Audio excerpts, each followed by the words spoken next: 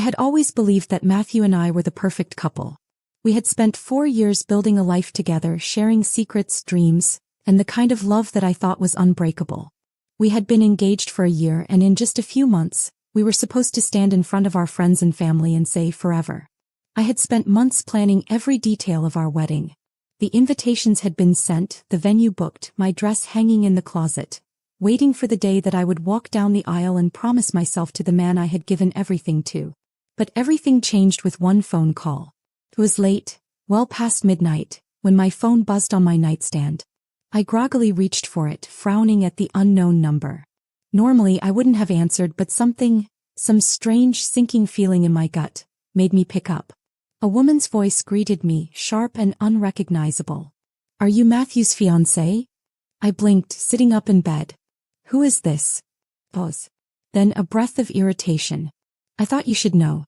I had his baby." I felt my entire body go still. My fingers clenched around the phone, my heart hammering so hard I thought it might crack my ribs. I don't know who you are, but this isn't funny," I managed to choke out.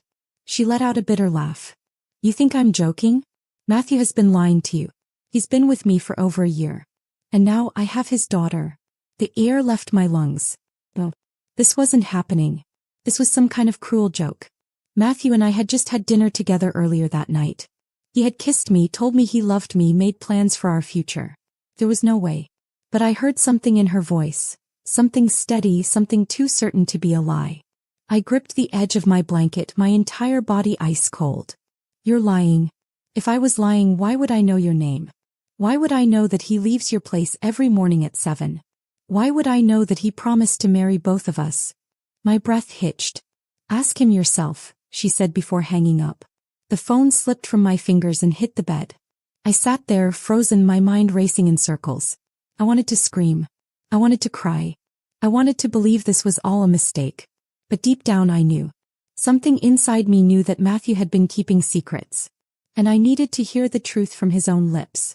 I waited in the dark, my heart slamming against my chest as I listened for the sound of his key turning in the lock. When the door finally creaked open, I felt my entire body stiffen. He walked in, tossing his keys onto the counter like nothing had happened. Like he hadn't just shattered my world. I swallowed, my voice tight. "Tell me it's not true." He froze, his back going rigid. Slowly he turned to face me. "What?" I gripped my phone, my knuckles white. "Tell me you didn't cheat on me. Tell me you don't have a baby with someone else." His eyes flickered, panic flashing across his face before he smoothed it over. "Where is this coming from?" I took a deep breath, forcing my hands to stop shaking. "She called me Matthew. She told me everything." Silence. A long, stretching silence that was so loud it made my ears ring. Then finally he sighed. Rubbed his face. Let out a breath. "I didn't mean for it to happen," he muttered. Something inside me cracked. "Oh my God," I whispered, stepping back. "It's true." He reached for me, his voice desperate. "It was a mistake. It was only supposed to be one time." I let out a strangled laugh, tears burning in my eyes. "One time. She said you've been with her for a year." He winced, and I knew. He wasn't just a liar. He was a coward. I shook my head, my breath coming in shallow gasps. "And you were just going to marry me? Pretend like none of this happened?" He stepped closer. "I was going to fix it." "Fix it?" I choked out. "There's no fixing this." He looked at me then, his blue eyes filled with something I couldn't quite place. Guilt? Regret? Fear? I didn't care. Because in that moment I realized something. This wasn't just about the cheating. This was about the fact that he had looked me in the eyes every single day and lied. That he had let me plan our wedding, let me dream about our future while knowing that he had already destroyed it. I took a slow, shuddering breath. Then with shaking fingers I reached for my engagement ring. His eyes widened. "Emma, wait." I pulled it off my finger and set it on the counter. Then I met his gaze one last time. "I hope she was worth it," I whispered. And then, before he could say another word, before I could change my mind, I turned and walked away. I didn't look back. Because this wasn't just the end of our engagement. This was the end of the life I had planned. And the beginning of something I never saw coming. I didn't cry right away. I didn't collapse onto the floor, screaming the way women do in movies when their world falls apart. Instead I walked. I walked out of the apartment into the cold night air, barely feeling the chill against my skin. I didn't know where I was going. I just knew I couldn't be there. Not in the place where I had planned our future, where I had imagined a life that was never real. My feet carried me to a small park near our building, and I sat on a bench, staring at nothing. It was over. 4 years. 4 years of love, trust, shared dreams. Gone. And for what? For a mistake? A year-long mistake? A baby that wasn't mine? I should have been sobbing. I should have been breaking down. But all I felt was numb. I don't know how long I sat there before my phone buzzed in my lap. I glanced at the screen. Matthew. I ignored it. Then another call. And another. Then a text. Emma, please pick up. I turned my phone off. For once in my life, I didn't want to hear his excuses. I spent the night at a friend's house, curled up on her couch while she ranted about how much she had never liked Matthew, how she always knew he was a liar. I nodded, letting her words wash over me, but I didn't say much. Because deep down, I knew that no matter how many people told me I was better off without him, I still had to feel it for myself. The next morning, I went back to the apartment to get my things. I had barely stepped inside when I heard his voice. Emma. I closed my eyes, inhaled deeply, then turned to face him.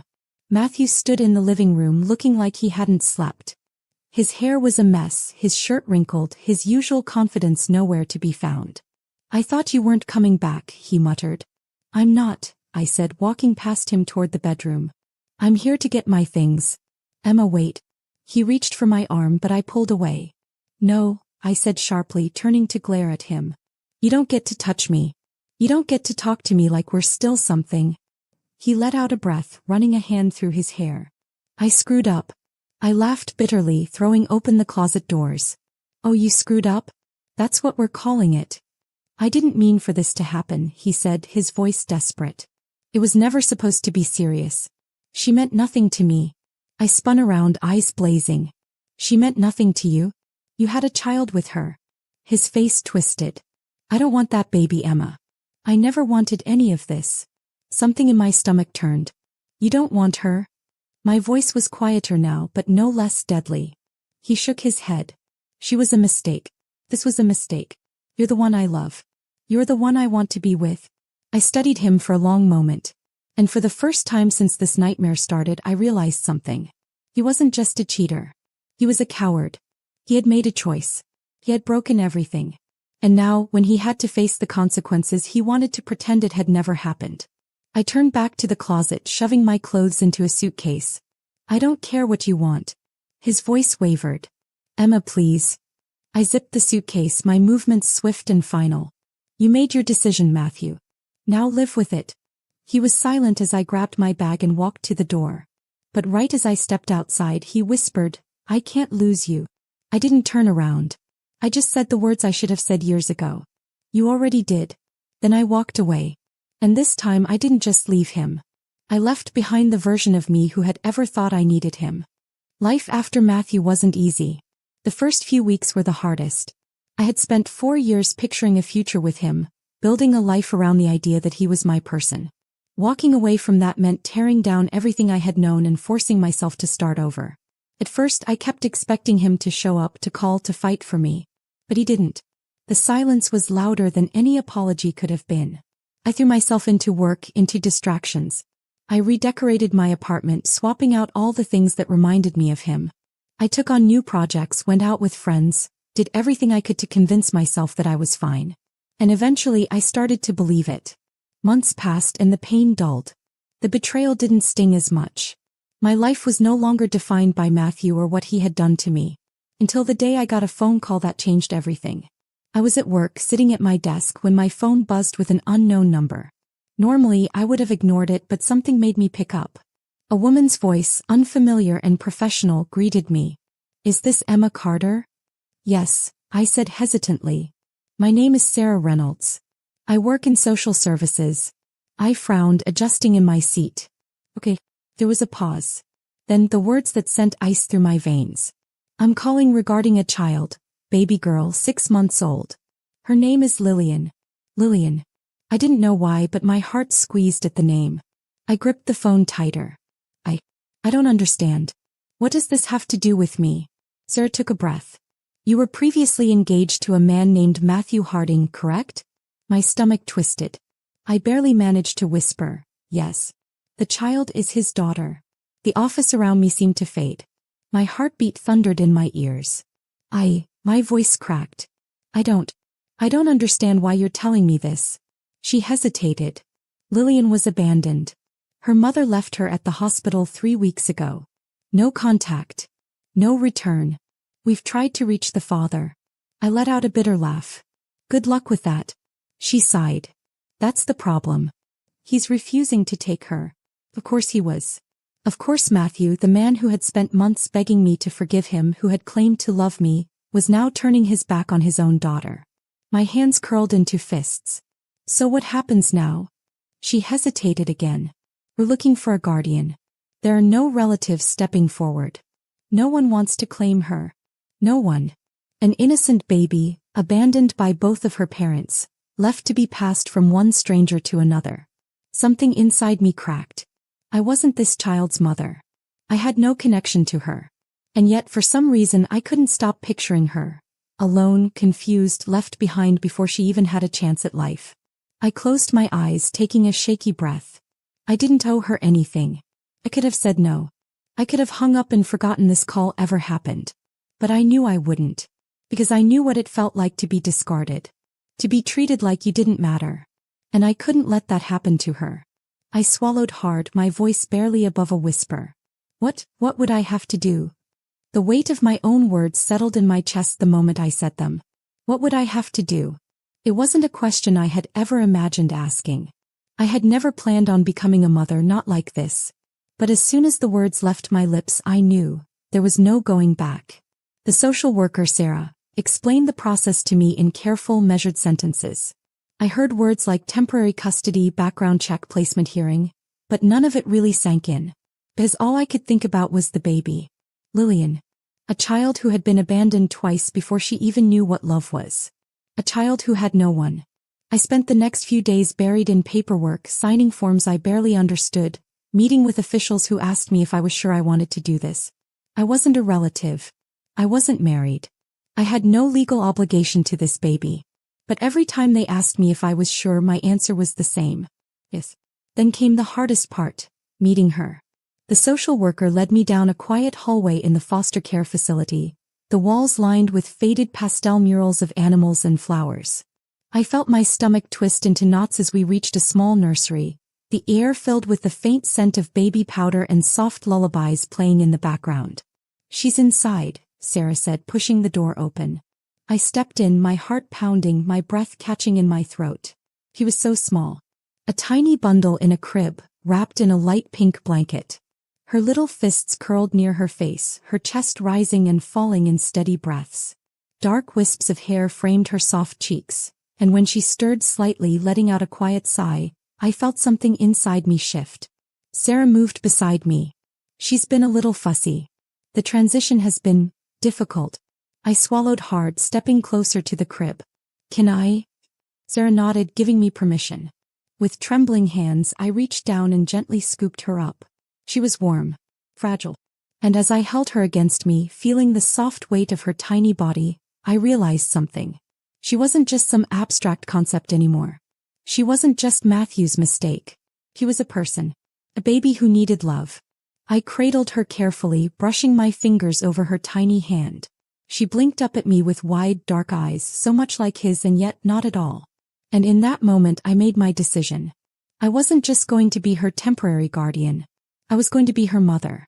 I pressed a soft kiss to her forehead, my voice steady, certain. You're safe now, Lillian. I've got you. Bringing Lillian home was nothing like I had expected. I had spent days preparing, buying a crib, stocking up on baby formula, reading every article I could find on newborn care. Thought I was ready. I wasn't. The first night she cried for hours. I rocked her, bounced her, sang softly under my breath, but nothing worked. Her tiny face was scrunched in distress, her little fists waving in the air as if the entire world was too much for her. Maybe it was. She had been passed from one set of hands to another, shuffled through cold, sterile rooms with no one constant in her life. No mother, no father, just strangers who came and went. No wonder she was terrified. I held her close, feeling my own exhaustion creeping in. It's okay, sweetheart, I whispered, pressing my cheek against her soft hair. You're not alone anymore.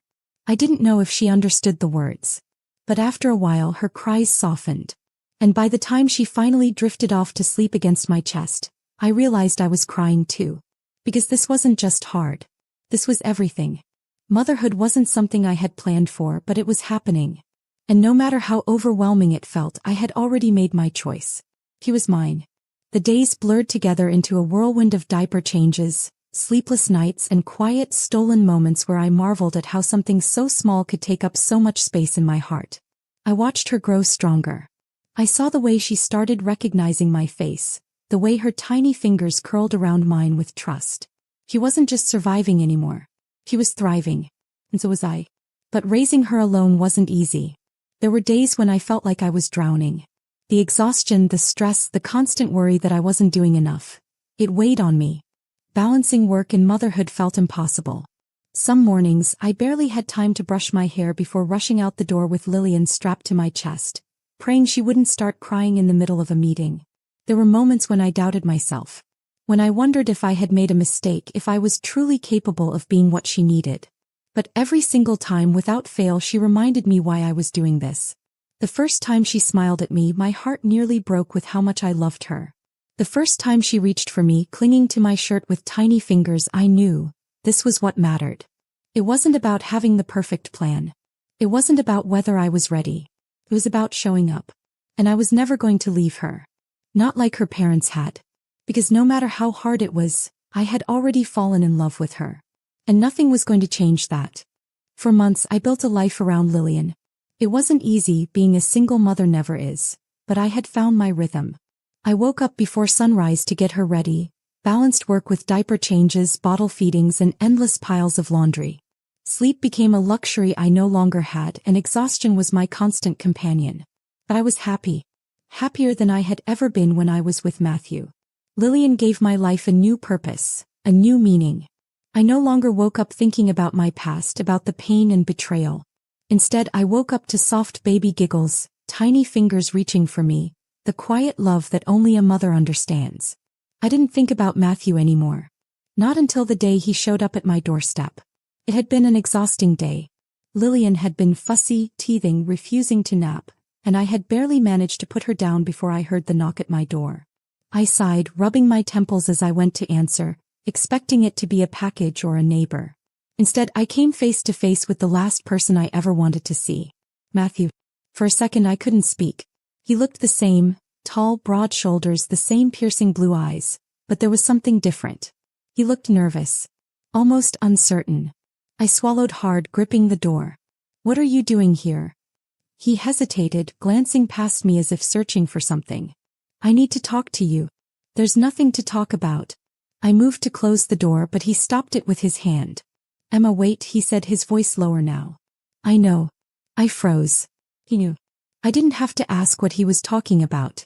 I could see it in his face, in the way his jaw tightened, in the way he glanced toward the hallway, where Lillian's soft breathing filled the silence. He knew I had adopted her. Slowly I stepped back, arms crossing over my chest. You don't get to walk back into my life after everything. He exhaled sharply, running a hand through his hair. I didn't know. I laughed bitterly. You didn't know? Of course you didn't. You never cared enough to ask. His face twisted. That's not fair. Isn't it? I cut him off, my voice shaking. You abandoned her, Matthew. You knew she was out there and you chose to walk away. His jaw clenched. I thought she was with her mother. She was, I snapped. Until her mother walked away too. That shut him up. For a moment he just stared at me, something unreadable in his expression. Then finally he spoke. Why did you take her? The question was so simple yet so heavy. I inhaled slowly, steadying myself. Because someone had to. He swallowed. You had no obligation. I laughed, shaking my head. No. I didn't. Silence stretched between us.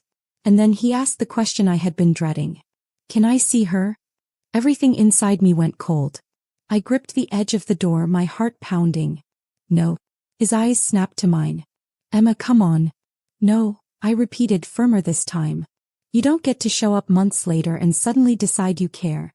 She's my daughter, he argued, his voice rising. I stepped forward, my hands trembling.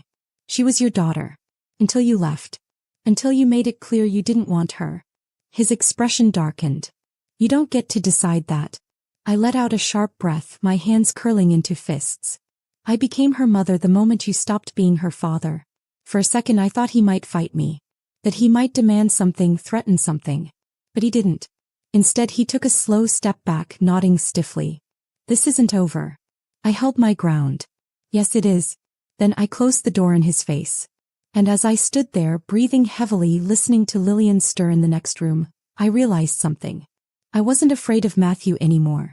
Because for the first time in my life I had something worth fighting for. And I wasn't going to lose.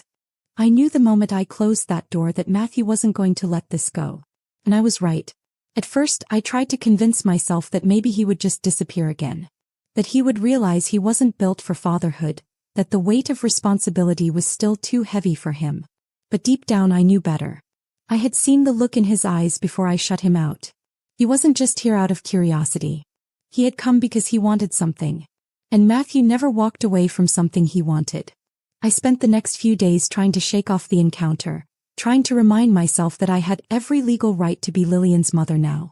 But no matter how much I told myself I was safe, I felt that lingering fear clawing at the back of my mind. Then a week later it happened. I was in the grocery store, balancing Lillian on my hip as I scanned the shelves for formula, when I heard a voice behind me that made my stomach drop. Well, isn't this sweet? I turned, my breath catching in my throat. There she was. The woman Matthew had cheated on me with. Jessica. She was standing there in her perfectly tailored designer coat, her manicured nails tapping against her handbag as she eyed me with thinly veiled disgust. But it wasn't me she was looking at. It was Lillian. My grip on the shopping cart tightened. What do you want? She smirked, shifting her weight onto one hip. You already know the answer to that. I swallowed hard, my heart racing. She's my daughter now. Her lips twitched into something that wasn't quite a smile. Oh honey. You really think that? Lillian stirred in my arms, pressing her face against my shoulder. I held her closer. Jessica tilted her head. I gave birth to her. And then you left her. I shot back, my voice steady despite the fire burning inside me. Her expression darkened. I didn't leave her. I just needed time. Time. I let out a bitter laugh. It's been months. You didn't even look back. She exhaled sharply, crossing her arms. I wasn't ready. I took a slow, deep breath, forcing myself to stay calm. Then why are you here now? Jessica's eyes flickered. And I understood. It wasn't about Lillian. It was about control. She had given up her daughter without a second thought, and now that someone else had stepped in, now that someone else had built a life with her, she suddenly wanted to stake her claim. Typical. I adjusted Lillian in my arms. It's too late, Jessica. She scoffed. You think a piece of paper makes you her real mother? I met her gaze without flinching. No. But showing up every day, loving her, protecting her, that makes me her mother. For a split second, something flickered in her expression, something almost like guilt. Then just as quickly it was gone. I'll be seeing you, Emma, she said, turning on her heel and striding out of the store like she hadn't just thrown a grenade at my life. I stood there, my entire body rigid, my breath coming in sharp, uneven bursts. And I knew. This wasn't over. I pressed a kiss to Lillian's soft curls, whispering a promise I intended to keep.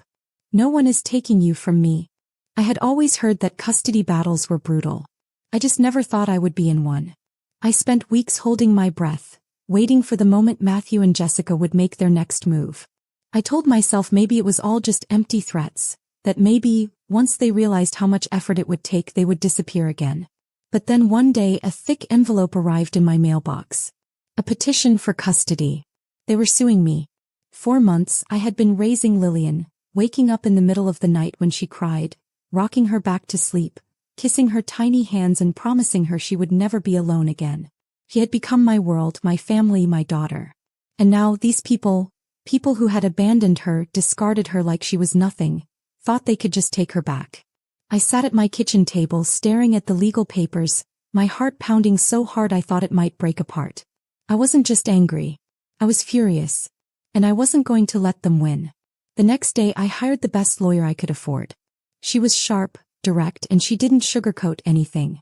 They have a biological claim, she told me. That doesn't mean they'll win, but it does mean they have a case. I clenched my fist. But they abandoned her. She nodded. And that's what we'll use against them. I spent the next several weeks preparing for battle. I had to provide records of everything. Proof that I had been caring for Lillian, doctor visits, expenses, even testimony from friends and neighbors. My lawyer warned me that they would come after me personally, that they would try to make me seem unfit. I didn't care. I was ready. The first court hearing was worse than I imagined. I sat in the courtroom, my hands folded tightly in my lap as Matthew and Jessica sat across from me. They looked polished, well-rehearsed, their expensive lawyer making them sound like devoted parents who had just made a temporary mistake. I wanted to scream. They had never cared about Lillian before. They had never lost sleep over her cries, never spent nights worrying about whether they were doing enough, never loved her the way I did. And yet now they sat there pretending like they had always wanted her. Then came the part one had been dreading. Their lawyer stood, his expression neutral but his words sharp. Miss Carter, you are an unmarried woman, correct? I straightened in my seat. Yes. And you work full-time? Yes. He paced slightly, flipping through his notes. No husband. No family support. No prior experience as a parent. And yet, you expect this court to believe that you can provide a better home for this child than both of her biological parents. I exhaled slowly, forcing myself to stay calm. I don't expect the court to believe anything, I said. I expect the court to look at the facts. He raised an eyebrow. And what facts are those? I met his gaze, unflinching. The fact that they abandoned her, I said. The fact that I was the one who stepped up when no one else did. The fact that I have loved and cared for her every single day while they were off living their lives. Jessica scoffed from across the room. That's not true. I turned toward her, my voice steady. You left her. I picked her up. The judge silenced the room, but I saw something shift in the way he looked at me. He wasn't just seeing a single woman fighting a legal battle. He was seeing a mother. The hearings dragged on for months. Each time I had to listen to Matthew and Jessica try to paint themselves as victims, to convince the court that they deserved a second chance. Each time I fought back harder. I submitted everything. Medical records, witness statements, a journal I had kept since the day I took Lillian home. But the hardest moment came when they asked me a simple question. Miss Carter, why do you want to keep this child? I took a breath, my voice thick with emotion. Because she's mine, I whispered. Not by blood. Not by birth. But by every choice I've made since the day I met her. I looked over at Lillian, sitting quietly with a caretaker in the courtroom, her little hands clutching the stuffed bear I had given her. She is my daughter, I said, my voice stronger now. And I will never abandon her. For the first time Matthew and Jessica looked uncertain. Because they knew, deep down they knew, that I had already won. I just needed the judge to see it too. And I prayed with everything in me that he would. The legal battle drained me. Every court hearing felt like a war. Every motion filed was another fight to prove that I was the real mother, not just some placeholder until her real parents decided they were ready. I barely had time to think about anything else. My days were filled with paperwork, meetings with my lawyer, sleepless nights spent wondering if the system would fail me. But through it all, there was one person who reminded me that I was more than just this battle. I met Ethan by accident. One of those chance encounters that you don't realize is important until later. It happened at a coffee shop of all places. I had just come from another exhausting meeting with my lawyer, my head pounding, my arms full of legal documents and baby supplies. Lillian was in my arms, fussing, squirming, making it impossible to balance my coffee while I tried to dig my keys out of my bag. And then, just as my coffee nearly slipped from my grasp, a steady hand reached out and caught it. Whoa, careful there. I looked up, already flustered, and found myself staring into warm brown eyes. The man in front of me smiled, handing my coffee back.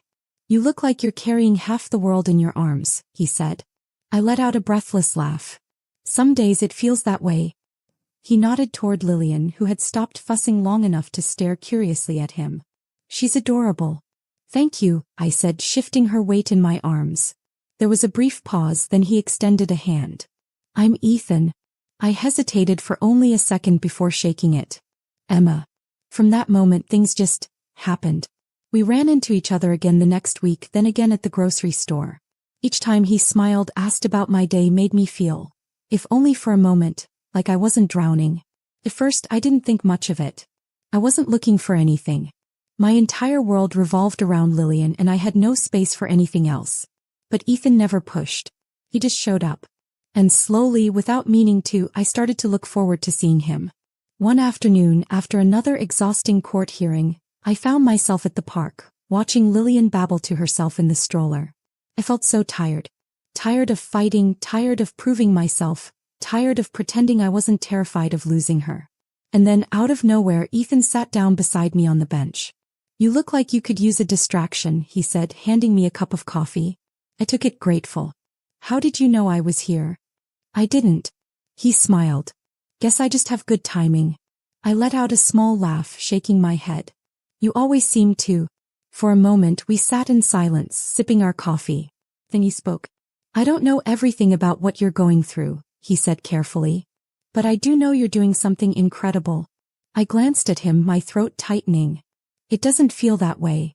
"It never does," he admitted. "But trust me, one day you're going to look back and realize just how strong you were."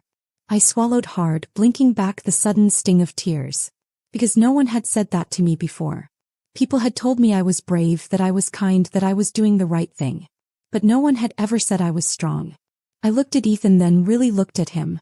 And for the first time in a long time I realized that maybe, just maybe, there was space in my life for something more. For weeks the custody battle consumed my life. Every day was another court filing, another legal consultation, another night spent pacing the apartment with Lillian asleep in my arms, wondering if I was doing enough. But no matter how much I worried, no matter how much I prepared, I knew the truth. This wasn't just about legalities. This was a battle between the person I used to be and the person I had become. And Matthew hated that he no longer had control over me. Started with the little things. A text message out of nowhere. Can we talk?" I stared at the screen, my pulse quickening. I hadn't spoken to him outside of court in weeks, and I had no interest in changing that. I ignored the message. A few days later, another. "You don't have to do this alone." This time I laughed. Alone? Where had he been for the past 6 months? Where had he been when Lillian needed a father? I deleted the message without responding. Then one night he showed up. I had just gotten home from work, exhausted, carrying Lillian in one arm and a bag of groceries in the other, when I saw him standing outside my apartment building. My heart clenched. Not with longing. Not with fear.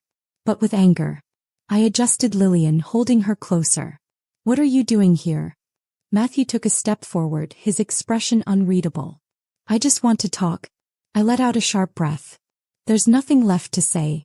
Emma, come on." His voice softened like it used to when he wanted to get his way. "Can we just go somewhere? Get a coffee?" I scoffed. "You think we're just going to catch up?" He rubbed the back of his neck, sighing. "Look, I know I handled things badly." I laughed. Actually laughed. "Badly?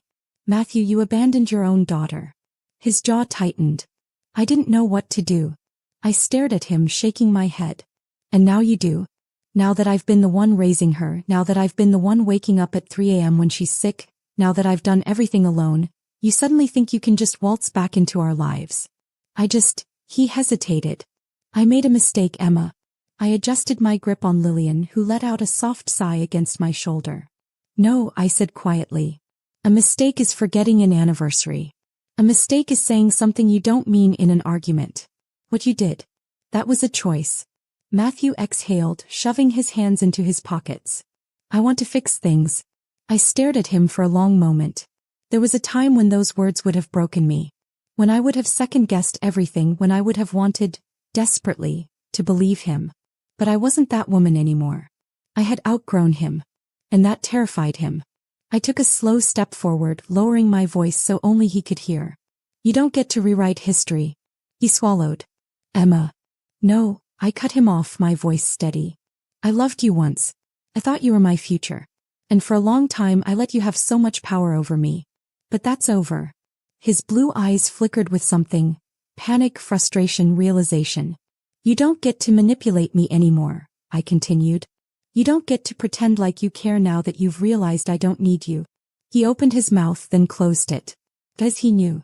He had lost. Not just the custody battle. Not just Lillian. He had lost me. I turned away, walking toward my building. "Stay away from us, Matthew." He didn't follow. And as I stepped inside holding my daughter close, I smiled. Because for the first time since this nightmare started, I wasn't afraid of him anymore. I had won. Not in court, but in life. I didn't hear from Matthew after that night. Maybe he realized there was nothing left to fight for, or maybe his pride couldn't handle the fact that I had shut him out so completely. Either way, I was finally free from him. But the battle wasn't over yet. The final court date loomed ahead, the day that would decide whether Lillian legally remained my daughter or if Matthew and Jessica could claim her back. I had never been more terrified in my life. No matter how much evidence we had, proof of their abandonment, records of my care for her, statements from pediatricians and neighbors, there was still the cold reality of the legal system. Biology carried weight. It was written in laws, in statutes, in outdated ideas of what made a family. But I knew the truth. Family wasn't written in DNA. Family was the hands that held you in the middle of the night when you were scared. Family was the person who wiped your tears, who kissed your bruises, who never ever walked away. And I was the only one who had been that for Lillian. The morning of the hearing, I dressed carefully, my hands only shaking a little as I buttoned my blouse. Ethan was waiting outside my apartment when I stepped out, holding 2 cups of coffee. I frowned. "What are you doing here?" He grinned, handing me one of the cups. "Moral support." I hesitated. "You don't have to." "I want to," he interrupted, his voice softer now. "You don't have to do this alone, Emma." Something inside me cracked. Because for so long I had done everything alone. I had convinced myself that I had to. That no one else could carry this weight but me. But maybe, just maybe, I didn't have to anymore. I nodded, gripping the coffee tightly. "Thank you." When we arrived at the courthouse, the air was thick with tension. Matthew and Jessica were already there, sitting on the opposite side of the room. Jessica looked bored, flipping through her phone. Matthew kept glancing at me, but I refused to acknowledge him. Then the judge entered and the hearing began. It was brutal. Their lawyer painted a picture of 2 parents who had made a mistake, but who now desperately wanted a chance to be in their daughter's life. They had money, stability, a biological claim. I had nothing but my love for her. And as I sat there listening to them talk about how they deserved to raise the child they had abandoned, something inside me snapped. When it was my turn to speak, I stood slowly, my hands steady. "I won't waste this court's time pretending I have more money or a bigger house than them," I said. "I don't." I turned, looking at the judge directly. "But I have something they don't. I have never left Lillian." I took a slow breath, my voice unwavering. When she woke up crying in the middle of the night, I was there. When she was sick, I was the one who held her, who rocked her until she fell asleep. I was the one who whispered promises to her that she would never be alone again. My voice cracked, but I didn't stop. I wasn't there the day she was born. I wasn't there when she took her first breath. But I have been there every single day since she was left behind. I have chosen her. Over and over again. I turned to Jessica and Matthew. They never did. The courtroom was silent. Jessica shifted uncomfortably. Matthew clenched his jaw. But the judge was listening. And that was all that mattered. After hours of testimony, the judge finally spoke. "This court does not take custody matters lightly. However, after reviewing the evidence, it is clear that the best interests of the child must come first. The petition for parental rights is denied. Full legal custody is granted to Miss Carter." I felt my breath leave my lungs. I had won. I turned to Ethan, barely processing the way he grinned, the way he squeezed my hand. And then I turned to Lillian, sleeping peacefully in my arms. He was mine. Forever. The day I walked out of that courtroom, I felt something I hadn't felt in a long time. Freedom. For months, I had lived with fear clawing at my throat, with the uncertainty of whether or not I would lose Lillian. Every day had felt like a battle. Every night had been filled with worries that I wasn't enough. That I was just a single woman fighting against a system that valued biology over love.